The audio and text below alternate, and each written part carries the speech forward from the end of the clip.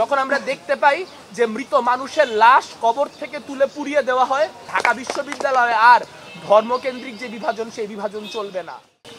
আজ লড়াইয়ের শেষ দিন, একরকম 7 তারিখে প্রচারণার শেষ দিন। আমাদের যে সহযোদ্ধারা, প্রতিরোধ পর্ষদের যে সহযোদ্ধারা, তাদের প্রতি একটা কথাই বলতে চাই যে 9 তারিখে নির্বাচনের ফলাফল যাই হোক, আমরা ইতিমধ্যে জিতে গিয়েছি। আমরা জিতে গিয়েছি এই কারণে, কারণ বাংলাদেশে যখন আমরা দেখতে পাই যে একটার পর একটা মাজার ভাঙা হয়, যখন আমরা দেখতে পাই যে মৃত মানুষের লাশ কবর থেকে তুলে পুড়িয়ে দেওয়া হয়, যখন আমরা দেখতে পাই একটার পর একটা মব আক্রমণ হয়, যখন আমরা দেখতে পাই একটার পর একটা মোরাল পুলিশিং হয়, তখন আমাদের উপস্থিতির কারণেই আজকে প্রতিক্রিয়াশীলতম গোষ্ঠীগুলিকেও বলতে হচ্ছে যে ঢাকা বিশ্ববিদ্যালয় ক্যাম্পাসে রাত 12টা পর্যন্ত মেয়েদের হল ওপেন রাখতে হবে। সবথেকে প্রতিক্রিয়াশীলতম গোষ্ঠীকেও বলতে হচ্ছে ঢাকা বিশ্ববিদ্যালয়ে আর ধর্মকেন্দ্রিক যে বিভাজন সেই বিভাজন চলবে না। কিন্তু আমি আমার জগন্নাথ হলের ভাইদের, আমার 5টা যে নারী হল, সেই নারী হলের বোনদের মনে করিয়ে দিতে চাই, আপনারাও মনে রাখুন 3টা মাস আগেও কারা বিশ্ববিদ্যালয়ের যে সংসদ, শিক্ষার্থী সংসদ রয়েছে, সেই শিক্ষার্থী সংসদে বসে নারীদের মোরাল পুলিশিং করত। আপনারা মনে রাখুন কারা এখানে অ্যাডভোকেট আলিফের মৃত্যুর পর জগন্নাথ হলের পাশ দিয়ে যাইতে যাইতে এই স্লোগান দিয়ে গেছে, দিল্লি যাদের মামা বাড়ি বাংলা ছাড়ো তাড়াতাড়ি। আপনারা সেই দুঃখ, সেই গ্লানি, সেই যন্ত্রণাকে মনে রাখুন। আমরা আহ্বান জানাতে চাই আমাদের অনাবাসিক ভাই বন্ধুদের প্রতি, আপনারা যাকে খুশি তাকে ভোট দিন, কিন্তু 9 তারিখ প্লিজ প্লিজ ভোট দিতে আসুন। আপনারা ভোট দিতে আসলে গোটা ইকুয়েশন বদলায় যাবে। এখানে যত সমীকরণ হচ্ছে এই সমীকরণগুলো কিচ্ছু দাঁড়াবে না। এখানে স্বাধীনতা বিরোধীরা একটা পোস্টেও জিতে আসতে পারবে না। আপনারা শুধু আপনাদের প্রেজেন্স এনশিওর করুন, আপনাদের শেষ ভোটটা দিয়ে যান।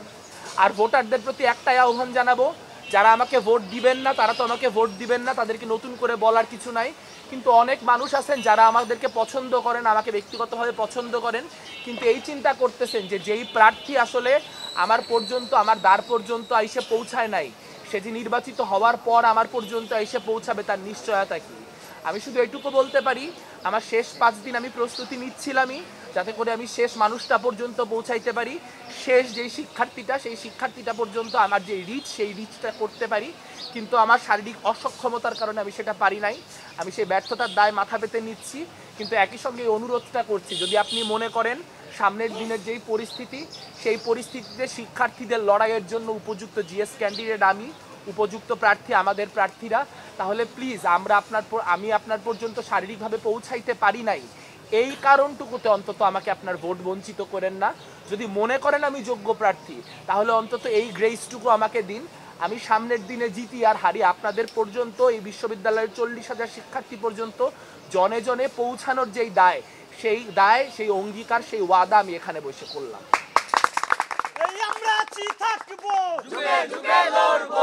আর প্রতিরোধ পর্ষদের যে সহযোদ্ধা, তাদেরকে সালাম জানাই এই জন্য যে এই প্রতিকূল পরিস্থিতিতে, যেখানে টাকার এইরকম খেলা, মাসেল পাওয়ারের এইরকম খেলা, আন্তর্জাতিক মিডিয়া দিয়ে মানুষজনকে প্রমোট করা হচ্ছে, বিভিন্ন রকম কারসাজি করা হচ্ছে, বড় বড় রাজনৈতিক দল ইনভলভড হয়ে গেছে, সেই জায়গায় দাঁড়িয়ে আপনারা আপনাদের নৈতিক সততা দিয়ে যে লড়াইটি লড়লেন, সেই লড়াইয়ের ফলাফল 9 তারিখে কি হবে জানি না, কিন্তু এটা শুধু ঢাকা বিশ্ববিদ্যালয়ের বিষয় না, সারা দেশ আপনাদের দিকে তাকায় আছে, সারা দেশ দেখছে আমরা কি অনেস্ট ফাইটটা করছি।